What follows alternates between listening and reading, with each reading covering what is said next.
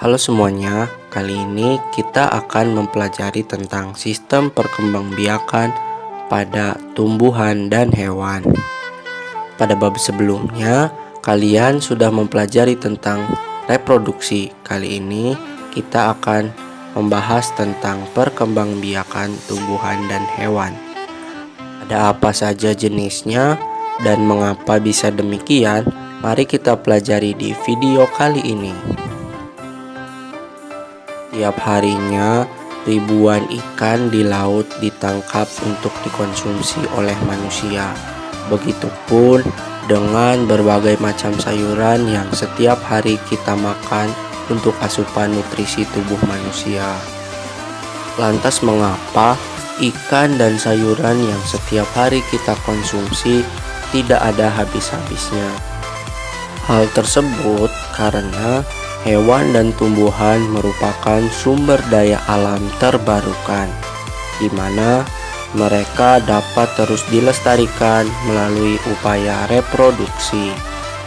Yang pertama, kita akan mempelajari tentang reproduksi pada tumbuhan. Jika kalian amati di lingkungan sekitar kalian, terdapat berbagai macam jenis tumbuh-tumbuhan. Tumbuhan sendiri terbagi ke dalam 4 kelompok besar. Yang pertama, ada kelompok tumbuhan berbiji tertutup atau Angiospermae. Yang kedua, ada tumbuhan berbiji terbuka atau Gymnospermae. Dan yang ketiga, ada tumbuhan paku atau Pteridophyta. Dan yang keempat, ada tumbuhan lumut atau Bryophyta. Lantas, bagaimana masing-masing tumbuhan tersebut dapat bereproduksi atau berkembang biak? Yang pertama, kita akan mempelajari tentang reproduksi tumbuhan Angiospermae. Tumbuhan Angiospermae sendiri merupakan tumbuhan berbiji tertutup, yaitu tumbuhan yang memiliki ciri bakal biji berada di dalam bakal buah atau ovarium. Bakal buah adalah bagian putih yang membesar yang tersusun oleh daun buah atau karpel. Sedangkan bakal buah selanjutnya akan berkembang menjadi buah dan bakal biji akan berkembang menjadi biji. Produksi pada tumbuhan Angiospermae ini terbagi ke dalam 2 jenis reproduksi. Yang pertama yaitu reproduksi aseksual. Reproduksi aseksual disebut juga dengan reproduksi vegetatif, di mana tumbuhan tersebut dapat menghasilkan individu baru tanpa melibatkan proses fertilisasi. Proses fertilisasi sendiri merupakan proses peleburan inti sel sperma dengan inti sel telur sehingga membentuk zigot. Tumbuhan dapat melakukan reproduksi aseksual atau vegetatif karena tumbuhan memiliki sel-sel yang memiliki kemampuan untuk berkembang menjadi berbagai jenis sel penyusun jaringan dan organ tumbuhan, atau disebut juga dengan sel meristem. Keturunan yang dihasilkan dari reproduksi aseksual ini memiliki sifat atau karakter yang sama dengan sifat induknya. Yang pertama, kita akan membahas reproduksi aseksual secara alami. Reproduksi aseksual secara alami terbagi ke dalam 4 macam cara reproduksi. Yang pertama adalah rizoma. Rizoma adalah batang yang ada di dalam tanah. Pada batang ini terdapat ruas dan buku. Pada bagian buku inilah tempat tumbuhnya tunas yang akan berkembang menjadi tumbuhan baru. Beberapa contoh tumbuhan yang reproduksi dengan rizoma adalah jahe, kunyit, lengkuas, dan temulawak. Yang kedua ada stolon atau disebut juga dengan geragi.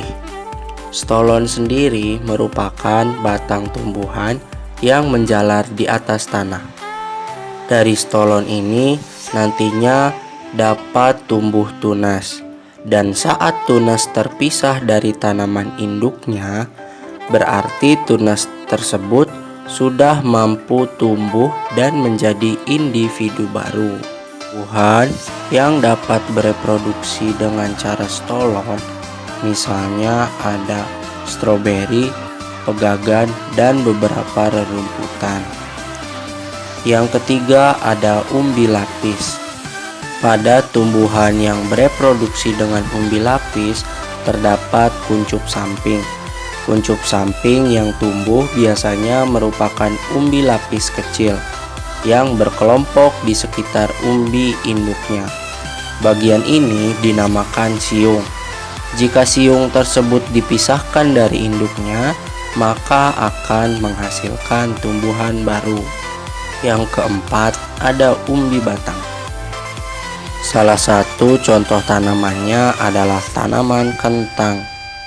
Jika diperhatikan dengan seksama, pada permukaan kentang ini akan terlihat mata tunas atau kuncup.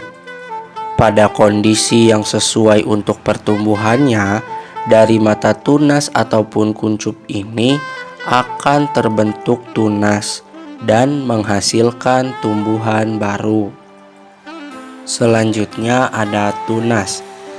Tunas adalah anakan yang tumbuh di dekat tumbuhan induknya.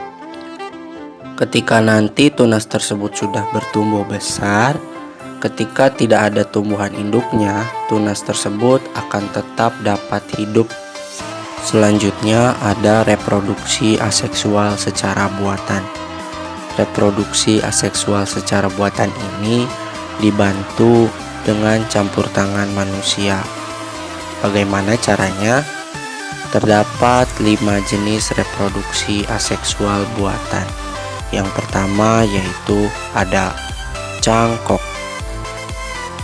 Cangkok dapat dilakukan dengan mengelupas kulit suatu tangkai tanaman berkayu, kemudian dibalut dengan tanah atau sabut kelapa sehingga tumbuh akar. Apabila akar sudah tumbuh, maka tumbuhan tersebut dapat ditanam pada media tanam dan menjadi tumbuhan baru. Yang kedua ada merunduk. Merunduk dapat dilakukan dengan membenamkan tangkai tanaman ke dalam tanah sehingga bagian yang tertanam dapat tumbuh akar. Apabila sudah tumbuh akar, maka tanaman dapat dipisahkan dari tanaman induknya dan menjadi tumbuhan baru. Yang ketiga ada menyambung. Cara reproduksi menyambung ini adalah dengan memotong suatu batang tanaman lalu disambung dengan batang tanaman lain yang sejenis yang berbeda sifat. Pada suatu pohon tanaman hasil menyambung ini dapat menghasilkan 2 atau lebih sifat beda, sehingga dapat dikatakan bahwa tumbuhan yang tumbuh merupakan tumbuhan baru. Yang keempat ada menempel. Cara reproduksi menempel atau okulasi ini dapat dilakukan dengan menempelkan mata tunas yang ada pada kulit tanaman pada batang tanaman lain yang sejenis, sehingga memunculkan sifat-sifat unggul dari jenis tanaman tersebut, dan dapat dikatakan bahwa tanaman tersebut tanaman baru. Yang kelima adalah stek. Stek adalah cara reproduksi vegetatif dengan memotong atau memisahkan dari induk tanaman tersebut suatu bagian tanaman dan kemudian ditanam untuk menghasilkan individu baru. Misalnya pada tanaman ketela pohon atau bunga mawar yang dapat menggunakan batangnya. Sekian pembelajaran kali ini. Sampai bertemu pada pembelajaran berikutnya.